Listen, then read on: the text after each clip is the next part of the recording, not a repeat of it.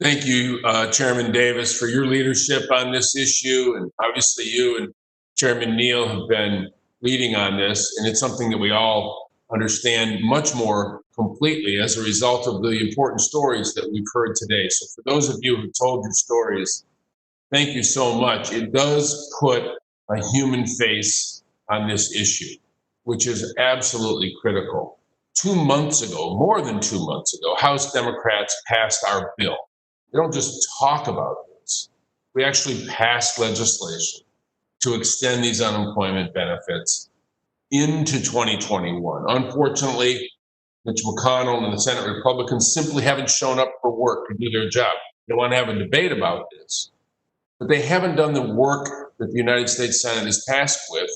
And if they have a different idea as to how they want to handle unemployment, they should have the will to put it in writing, take it to the floor, and see if they can get the votes. They haven't done that. We have.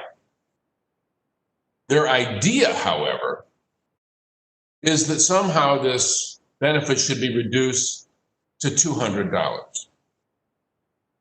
And that at some point in time, people should be able to get 70% of their replacement wages. Can they pay 70% of their rent?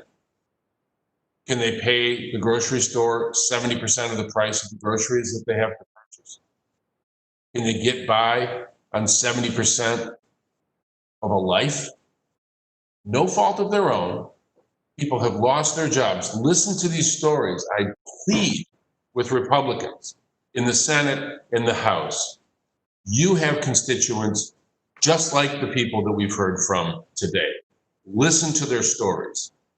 And if you can't be moved by that, first of all, I think there's something wrong with you. If you can't be moved by these stories, at least consider the implications to the whole economy, that the loss of the support to our economy that comes from the unemployment benefit will mean.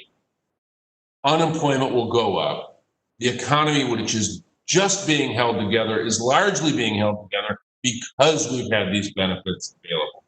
And I represent people who are in the same position. I'm going to just share a couple of these stories.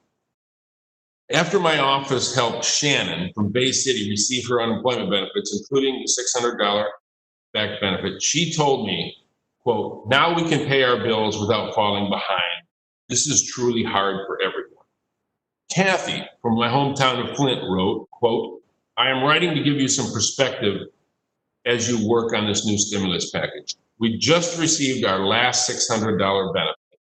My husband is a self-employed musician who works out of Detroit.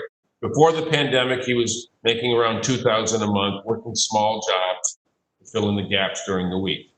Since all bars are closed and we can't gather in large groups, all of his jobs for the year are canceled or rebooked for next year. The extra unemployment was a godsend." She said that they have a 42-year-old daughter who is severely multiply impaired. This worked for us as she worked days, he worked nights and weekends, so they didn't have to have a caregiver. They won't survive without our help. They've deferred their house payments for 3 months, but those are now due. Please consider those in the entertainment industry and realize that most will not get work this year due to the recent rise in COVID cases.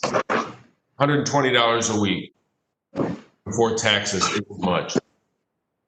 The point that she makes is that there aren't jobs for them to go back to. This insult to the American worker, that people are choosing unemployment over work, is not true. And we see the data that shows that. Finally, Jenny from Flint said, "Because of the pandemic and the closures and slow opening of our major corporations in Michigan, my job is still not allowed. I go into our major corporations to do preventative medical screening. Since most of their employees are still working from home, I'm not working.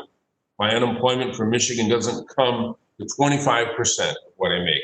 My family depends on the extra $600. I would go back to work if I could, but I cannot. I am not allowed to.